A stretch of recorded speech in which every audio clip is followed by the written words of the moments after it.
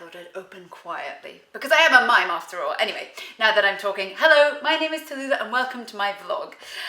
This is Lulu. Bonjour, Lulu. Whenever I see Lulu, I feel like singing together again. I'm so happy but obviously we're together all the time. So it's not as if we've been separated in some dire Romeo and Juliet situation. Although obviously that would be tragic.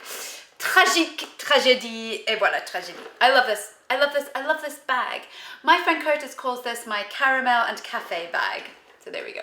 Nice to name one's handbags, I always say. Now, today's question is dealing with the question of cat cookies, as asked by Kodoc5. And I'm afraid I don't know your name, Kodoc5. You've just commented very kindly on one of my videos and asked a wonderful question, but I don't know your name. So I'm imagining that maybe you're incognito. Are you a Russian spy? One has to ask. Obviously, you shouldn't answer if you are one. Or maybe you should, maybe, what's that called when it's not a double entendre, but like a double agent. Thanks, Holster. Holster very rarely speaks, but obviously when she does, it's useful. And I was getting I almost had my knickers in a twist, but obviously, this is taking a turn for the slightly off track. Anyway, the question today is cat cookies. Now this was quite an enigmatic question, Kodoc5, and if you are a spy, that will make sense, because obviously you're not just giving us all the details in spades, otherwise you'd be a baker, not a spy. Anyway, I appreciate the question is cat cookies. I didn't know whether that was cookies that were shaped like a cat or cookies for your cat. And because I live in Los Angeles, where one gets organic bacon for one's animals, I'm taking it as meaning a cookie for your cat rather than a cat-shaped cookie for you. Gosh, that's tricky.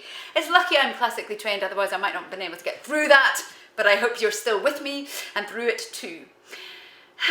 Just waiting for those that may be lagging behind on the cat cookie sentence. It was a long one. There was a lot of C's in that. If anyone wants to count up the C's, well, if anyone wants to count up the C's, darling, I don't know. Obviously bored beyond belief. Anyway, let's move on. So, a cat cookie recipe. Now listen, this is going to be very simplistic because at the end of the day, darling, I'm Chanel, not H&M, and I believe in simplicity and not wild patterns.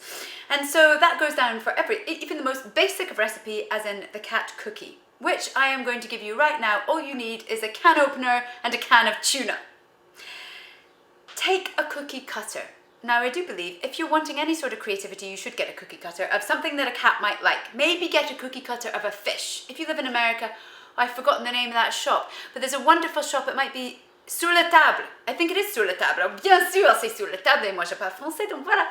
On the table, for those that don't speak French, and if you live in Los Angeles, go there straight away and get a really nice cookie cutter of a fish. Sur la table have an amazing array of cookie cutters. Ask my brother and his wife Emma, because I gave them some cookie cutters for their wedding. Anyway, I had lots to choose from. I don't think I bought them a fish, but I could have, because they have lots of different even sizes of fish. So I would go to that shop and buy a fish cookie cutter, right? And then get your can of tuna and take the tuna out of the can and smash it in the shape of the cookie cutter, then take the cookie cutter off. Another lot of C's. In fact, try and count how many C's I use in this vlog, there'll be a prize. And then take your cookie cuttered bit of fish out. I'm challenging myself today, darling, I am, as it happens. And put that down on a beautiful platter for your cat. Et voila! A cookie cutter for your cat raw. Don't even need an oven. Because the thing is, when all's said and done, darling, simplicity is key. If you can live a simple life, you have headspace to think deep thoughts. And who doesn't want the odd deep thought or two? Anyway, I'm wearing blue because I know that cats love water. Oh no, they don't love water. Oh, I forgot, I got that mixed up. That reminded me of horses also don't like water. If you're ever being chased by a witch on a horse, try and cross some water, because the horse will not cross with you, with the witch. You want to be off the horse. No, no, the witch won't cross. I'm getting so confused. Holster's making me laugh. She's laughing behind the camera. I'm trying to do a serious vlog about cookie cutters and cats. So there we go. Thank you very much for the question. Oh yes, the sandwich that I'm prescribing you is of course the tuna fish sandwich, because basically one should be at a simplicity with one's cat. I'm not suggesting you get on the floor and eat with your cat. Although I've been reading about how much people spend on their vets bills and for their animals. So if you're that way inclined and want to, if you're, that's a niche market. I don't want to go too dark with what I'm saying. I just want to say you're making your tuna cookie for your cat, and you should have a tuna sandwich, and then you're all eating tuna from the same can. Et voilà, bon appétit.